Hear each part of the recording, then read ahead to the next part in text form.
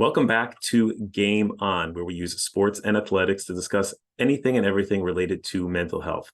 So my Chicago Bears, can't really say that with too much pride these days. Yesterday they won, and they won with the only Division II player from college football on any NFL roster. So for those who aren't familiar, Division II is what you would call probably a lower level of college athletics.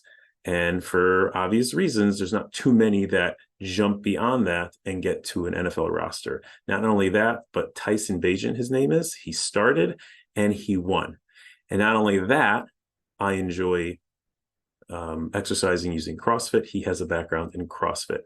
Anyway, he won. It was very unusual. It's a nice story. Who knows where his future holds? And then I had some friends who are also from Chicago. They were texting me, is this our Brock Purdy? Brock Purdy is the quarterback on the 49ers, and he jumped onto the scene, and he was, I believe he was what they call Mr. Irrelevant, last quarterback picked in the draft out of a lot of players. And he got waited for his opportunity, and he's being quite successful. So I was wondering yesterday, is there something to that? The one thought popped into my head is expectations. So if someone's coming from a place where no one expects them to succeed or perform on a very high level, yeah, you're Division II. You'll be lucky and grateful even if you sit on the bench somewhere. Brock, but you're the last pick in the draft. You're lucky to just say that you were drafted and you were in the NFL. Yay, you go home, maybe get a paycheck, maybe have some career after the NFL, et cetera, et cetera.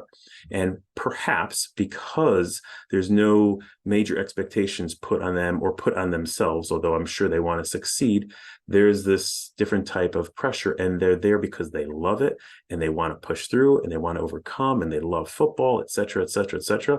And maybe they perform even better because of it, as opposed to someone who's maybe a high draft pick. And some players have a DNA where they embrace that, and some, there's a ton of pressure. Ryan Leaf, let's say, comes to mind. I know I'm aging myself, and it's very hard for them. Now, let's draw a parallel to expectations that we put on ourselves.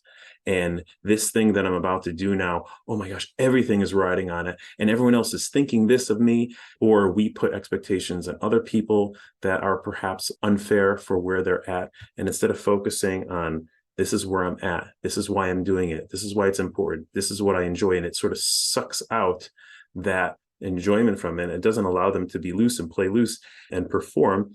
Actually, that will make them perform poorly. So the expectations and how much we put on a moment sometimes actually takes away. Not to say that it's not important, but these are two examples of players who didn't really have these expectations, and then they're thriving now. Now we'll see what happens as the expectations get bigger and bigger for them. Well, I think there might be something to that. And what we could take away is the expectations we put on ourselves in a given moment or put on other people in our lives in a given moment, not to not push and to not grow, but to focus on what's in the moment. All right. I hope you enjoyed. If you did, please like, share, et cetera, et cetera. Have a great day.